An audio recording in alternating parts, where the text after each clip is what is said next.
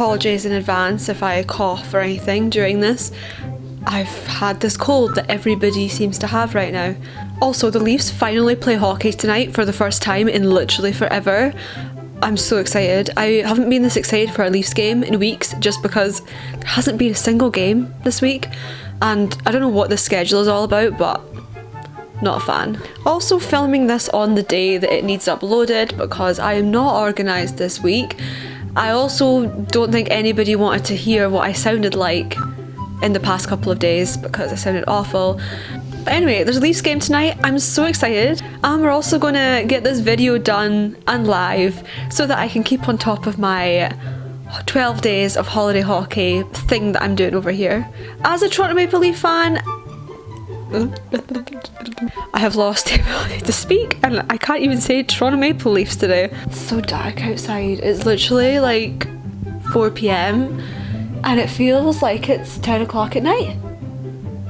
I'm not sure about this. I'm sorry, I'm going to stop rambling now and actually go on.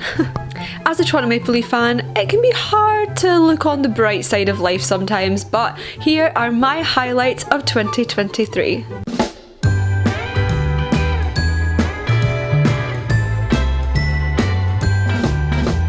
Hello everybody and welcome back to my channel. Well, I cannot talk today, I'm so sorry. Welcome to day 5 of 12 days of holiday hockey, and for today's video I'm talking about my favourite moments, my highlights of the Toronto Maple Leafs in 2023.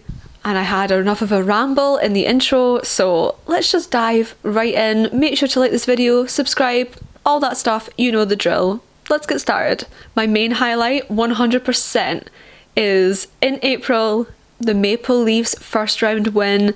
It was the first time since 2004 that the Leafs had advanced past the first round. John Tavares scored an overtime goal in Game 6 against the Tampa Bay Lightning. It was absolutely electric, it was nail-biting, it was tense, and I definitely woke my neighbours up at, 3:30 AM watching the game. It was so fun. And I know that the eventual outcome, the loss in the second round, meant that some people saw it as pretty worthless, but it was still an absolute highlight for me. I loved getting to see it.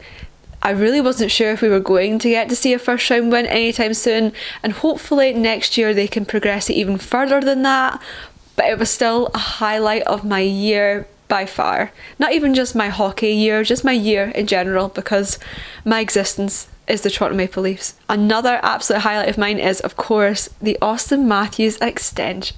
I said that's so weird. What is wrong with me today? Of course, the Auston Matthews extension. The Star Centre signed a 4-year, $53 million contract back in August, which I really thought that happened like yesterday, and it's December now, so it wasn't yesterday. Obviously, he still has another year left on his contract, so this doesn't kick in until after that, so it means he is in Toronto until 2028, by which time he's going to be in his 30s.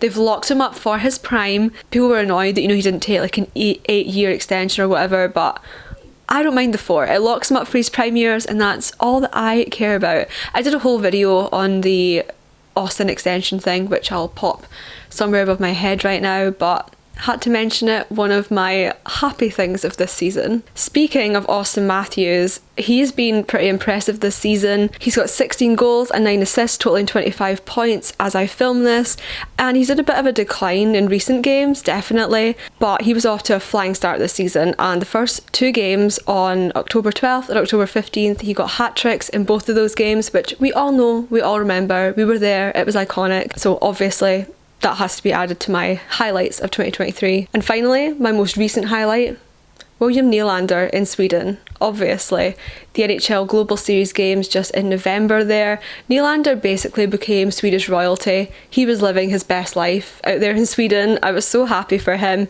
He extended that really impressive game point streak that he had going on, and he scored in both games against both Detroit and Minnesota. Absolute king, living his best life, a highlight of my year to see. I then asked on Instagram what other people's highlights were as Leafs fans, and most people came up with, Game 6 versus Tampa, the JT overtime goal, back-to-back Hatties, as I said, and for the couple of people who one said the golf, which there was less golf this year, thank you, and no hate to the golf. And also the person who said Canucks double shorty back in March and sorry in brackets. Your apology is not accepted.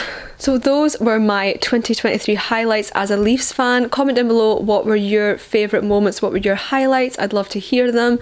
And I'll be back soon with more holiday hockey content from this side of the pond. Bye guys.